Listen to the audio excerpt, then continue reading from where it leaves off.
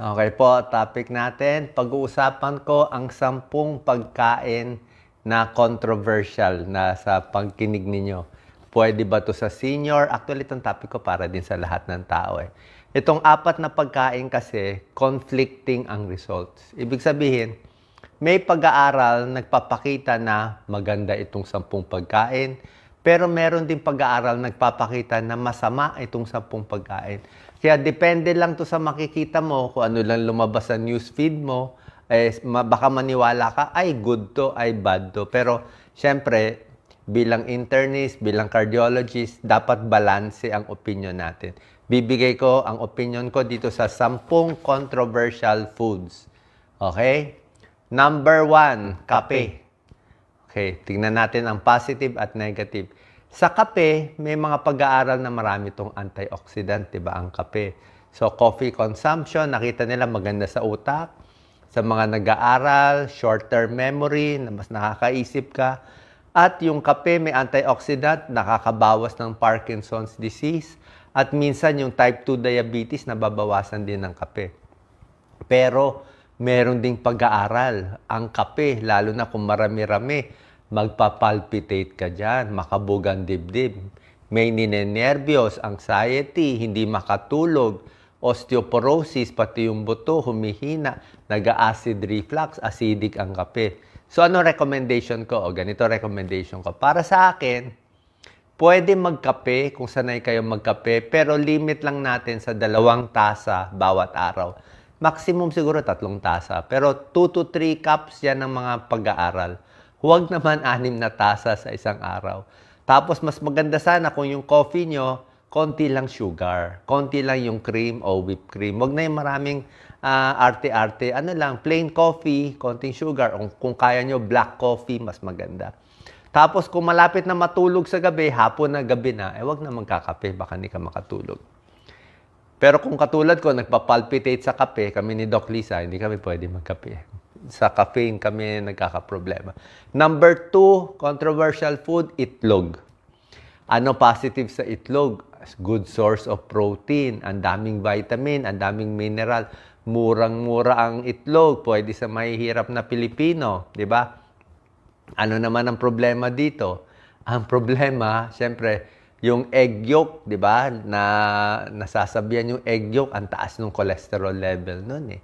Lalo na kung may sakit sa puso, may bara yung ugat, sasabihin ng mga cardiologist tulad ko, limit lang sa egg kasi maraming cholesterol yung egg yolk. So, ano recommendation natin? Actually, ang egg, very healthy siya, complete food siya, may choline pa nga siya choline para sa utak. Ang recommendation ko sa normal na tao, 1 egg in a day is okay. So, sa isang linggo, aabot ka ng 6 hanggang 7 itlog sa isang linggo. So, pwede sa Monday, 2 itlog ka. Tapos Tuesday, wag ka muna kumain ng itlog. Sa Wednesday, 2 ulit, tapos wala. So, pwede yon. Basta makaabot ka ng 6 to 7 eggs in a day, okay lang yon. Huwag naman yung 6 na itlog sa isang araw, di ba? Tapos, sa mga senior, may sakit sa puso, takot sa cholesterol, siguro egg white na lang kainin natin. Yung egg yolk, medyo iwas tayo. Si Doc Lisa, hindi yan kumakain ng egg yolk. Taas ng cholesterol niya. So, egg white na lang. At, mas maganda sana hard-boiled egg.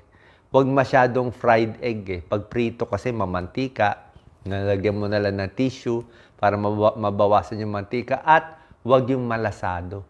Medyo delikado yung malasado, lalo na sa senior. Mamaya, matsambahan tayo ng salmonella, bacteria, magtai tayo. Mahirap na. So, pero kung may sakit sa puso, konting bawas sa egg. Egg white na lang pwede. Number 3, tokwa. Pwede ba ang tokwa, tofu, soybean, soy products?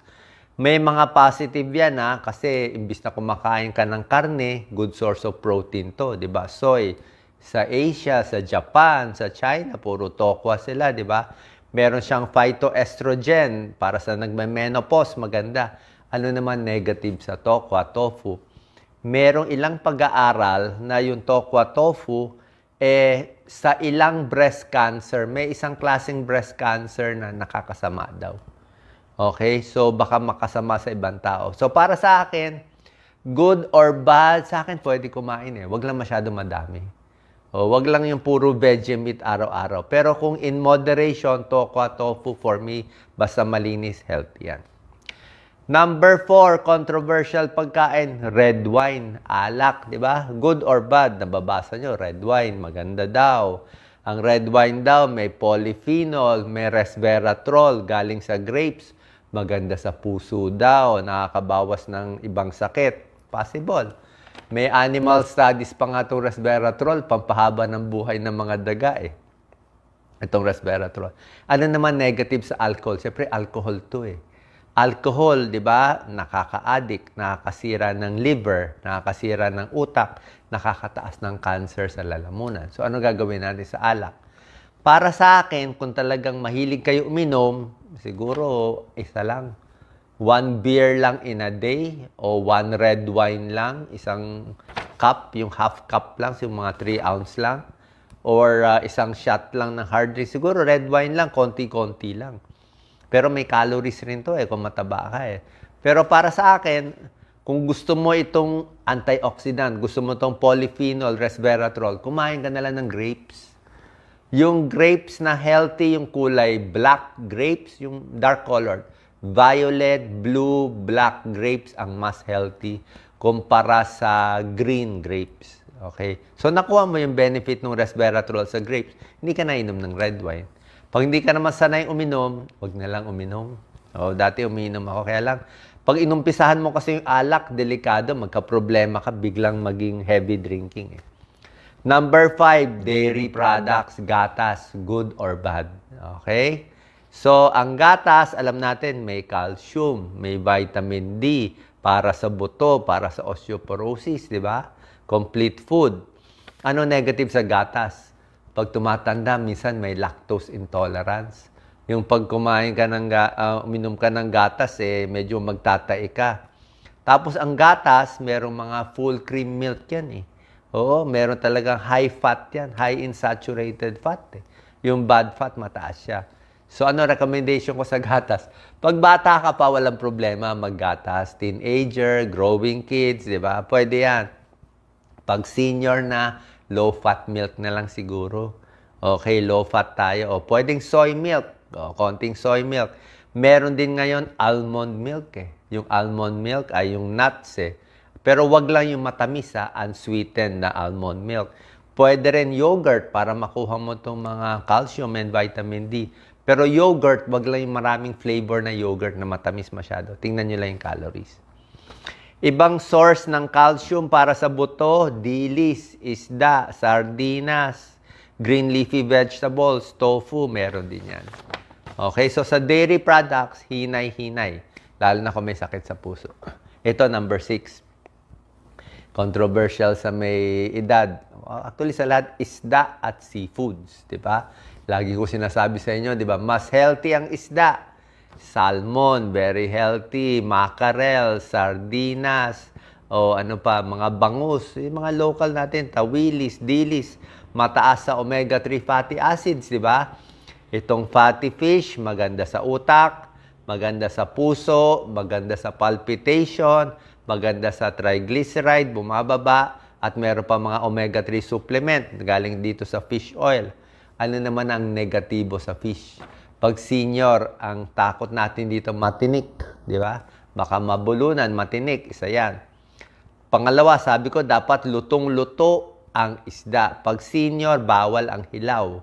Dapat luto, hindi kilawin, hindi sushi, hindi sashimi, kasi baka matsambahan tayo ng food poisoning. Magtae ang senior, delikado. Baka maubusan ng dugo, ng tubig ang senior, delikado sa ospital. Isa pang problema natin sa isda, mercury. Alam niyo naman yung mercury content, di ba? Sa malalaking isda, yung mercury content, yung mga tuna, swordfish, ganyan medyo ayaw natin yung malalaki. Gusto mo yung isda, mga 1 feet and below. Para hindi siya matagal sa ilog na madumi, hindi siya makaka-absorb ng mercury. So, ano recommendation natin sa isda? Good or bad? O, ganito recommendation ko. Pwede ang isda 3 times in a week. Yun ang recommended. 3 times kayo. 3 times to 4 times in a week. Tapos yung maliliit lang isda, tapos lutong-luto. Diba? Lutong-luto dapat. Wag hilaw. Pero pag buntis, medyo takot tayo sa mercury kung buntis. So medyo ingat sa mga big fish. Sa seafood, sa hipon, pwede kumain ng hipon, yung katawan ng hipon, okay. Yung ulo ng hipon, yun ang makolesterol. So medyo bawas doon. Sa alimango, pwede naman kumain, basta safe, yung katawan lang. Pero yung aligi, yung taba, iwas din. Pagdating sa tahong, talaba, medyo takot ako sa tahong eh. Like ngayon lately lang tingnan nyo yung news. Lagi naman nagbibigay ng news ang gobyerno natin. May 6 na lugar, may red tide eh. So hindi natin alam kung mare-red tide kasi yung mga tahong talaba, yun ang nag-absorb ng mga dumi sa dagat. So pag na-red tide na delikado. Okay, so ingat lang. Kung kakain man konti-konti, pag senior, wag na lang. Baka matsambahan tayo. So, pwede kumain na isda ingat lang sa tinik at 3 times in a week. Number 7, red meat, pork, and beef. Pwede ba sa senior? Pwede ba sa lahat? Ano benefit ng red meat? Mataas sa protein na yan. Talagang, di ba, pampalakas yan Steak, protein. Mataas sa iron para sa anemic. Vitamin B12, pampalakas. Ang mga senior, kailangan mas maraming protein. Ang protein ng senior, gano'ng karaming protein kailangan? Ganito recommended. Bawat kainan, isang palad. Hindi to kasama, Hindi to kasama. Ang pork chop nyo, kasing laki ng palad nyo. Kaya yung bata, maliit ang palad, yan lang ang protein. Pag malaking tao, malaking palad, mas malaki. Senior, isang palad, mas malaki pa. 2 times to 3 times a day. Ganyan lang kalaki yung steak, yung pork chop, yung isda. Yan ang recommended. Senior, pwede a little more. So, ano positive sa beef? Sinabi ko na, di ba? Protein, iron, pampalakas. Ano naman negatibo sa pork and beef? Alam natin, red meat yan di ba? So, increased risk of cancer. Increased heart disease, mataas ang cholesterol. Gusto natin yung mga lean cuts at hindi matataba. Paano pa kung processed meat, hotdog, ham, langgunisa, may mga preservative, may nitrate, di ba? Alam natin, medyo iwas.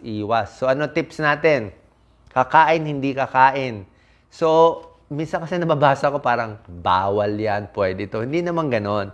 Pwede kumain ng red meat, gusto nyo pork, gusto nyo beef, paminsan-minsan. Once, twice a week. Pero sa ibang araw, mas damihan mo yung isda. Sa ibang araw, mas damihan mo yung tokwa. O yung mga gulay, may protein din sa gulay. More moderation in everything. Okay? Pero sa processed meat, medyo iwas tayo. Tsaka masyadong maalat. Number 8, controversial food, dark chocolate. Yan. Pwede ba o hindi? Meron ako nakikita minsan di ko sasabihin sino, pero mahilig siya sa dark chocolate. Healthy daw. Ang dami binibili. Kaya lang, ang laki-laki nung tao. Sobrang overweight siya. Baka 200 pounds. Diba? Pag 200 pounds na, magda-dark chocolate ka pa ba? So, ano plus sa dark chocolate? 70% cocoa or more. Mapait to.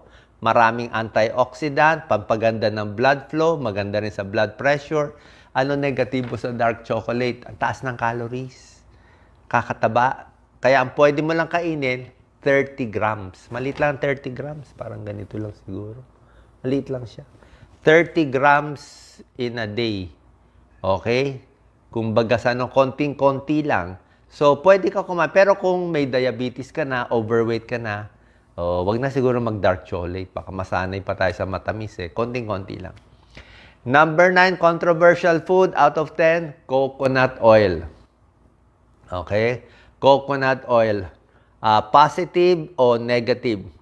Siyempre, nasa Pilipinas tayo. Gusto natin coconut. Kailangan mabenta yung coconut natin. Puro tayo coconut Ang positive sa coconut, meron tayo medium chain triglycerides. Okay? MCTs. So, yan yung maganda. Nadadigest, may benefits sa utak. Kaya lang, sa Amerika, ayaw nila. Meron silang mga pag-aaral sa coconut oil, saturated fat daw yan. Sabi ng Amerika, bad fat daw yan. Hindi natin alam kung tunay, sinisiraan ba yung produkto natin, nakakataas daw ng cholesterol, baka daw magbara yung puso. Although, hindi naman ganun ka-clear So, para sa akin, gusto ng sa US ay olive oil, mas maganda. Naniniwala ako, maganda olive oil. Pero yung coconut oil, good or bad, at ibang mga vegetable oil, para sa akin, ganito na lang. Pwede naman kumain ng oil eh, di ba? May lutong mantika. Kahit anong mantika gusto mo, pero konti lang. Kontian mo lang yung luto mo. Wag yung fried chicken na lubog. Wag yung lubog na lubog yung fried chicken. Pwede ka magmantika, konti lang. Di ba? Minsan gawin mong inihaw. Minsan gawin mo nilaga. Minsan gawin mong roasted o bake. Ibang luto. Wag mo lang damihan yung oil. Tsaka yung secret natin, yung tissue paper. Diba? Minsan kasi yung sa amin, pag kumakain kami ng itlog, lubog sa mantika eh. O yung ganun ng luto. So nilalagyan namin ng tissue. Yung tissue nag-absorb ng mantika para at least hindi pumasok sa katawan. Kasi yung mantika na yan, ano man yan, coconut oil, vegetable oil, mataas yan sa calories ha. Pag fried egg, parang 150 calories na. Pero pag hard-boiled egg, parang 100 calories. So yung mantika ang nagpapataas. Kaning puti, baka 200 calories. Sinangag, nilagyan mo ng asin at mantika, parang 250 calories. So yung mantika ang nagpapataas ng calories. So coconut oil, okay lang yan. Huwag lang masyado madami. Number 10, controversial food, artificial sweetener. Pwede ba yan? Yung mga zero na soft drinks, di ba? 0 calorie. Yung mga juice na binebenta na may artificial sweetener. Sa mga diabetes, di ba? Nilalagyan nila ng artificial sweetener para hindi gumamit ng sugar. Dati, sinasabi, maganda to kasi bawas calories, hindi tumataas blood sugar, baka daw maganda sa diabetes. Kaya lang, lately, maraming pag-aaral lumalabas, may mga side effect tong artificial sweetener. Long term, hindi rin daw maganda tong artificial sweetener. May mga negative effect. Kasi ang problema, naghahanap ka pa rin ng matamis. So, kahit puro 0 calorie na soft drinks ininom mo, kung 1 litro naman iinumin mo, yung utak mo, naghahanap siya ng matamis eh. Paano uminom ka ng matamis eh? Wala ngang calorie, pero akala ng utak mo, uy, matamis yan. Maglalabas ako ng insulin. Kukunin ko yung matamis. Eh, wala siya mahatak. Kasi wala ka namang kinain talagang matamis eh. Inisip mo lang eh. So, mapipilitan ka kumain ng ibang matamis. So, sa pag-aaral, yung mga taong mahilig sa artificial sweetener, mas tumataba sila. Mas tumataas cholesterol, mas nagkaka-diabetes. So, para sa akin, anong gagawin natin? Recommendation ko, bilang internist at cardiologist, kung kayo ay may kape o may tsaa, gusto nyo lagyan ng matamis, sa akin, normal sugar na lang.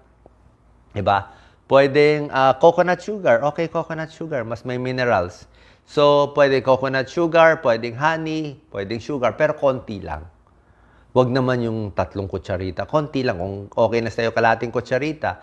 Tsaa, yung iba naman black coffee kaya. Yung iba naman tea, di na nilalagyan eh. So, bawasan nyo na lang. Kung gusto nyo talaga ng matamis sa prutas, eh ganito. Ang prutas na pwede sa diabetes, apple, mansanas, kahit ilan. Okay yan. An apple a day keeps the doctor away. Hindi nakakataba. Hindi nakakataas ng blood sugar ang apple, mansanas. Peras, pears, okay din. Strawberry, okay din. Saging, pwede na. 1 or 2 saging, banana in a day, okay rin sa diabetes. Hindi sila ganun katatamis. Okay din sa inyo. So, sa mga senior, mas mag-iingat tayo sa ganitong pagkain. May nagsabi, pusit. Okay naman kumain ng pusit. Wala naman problema.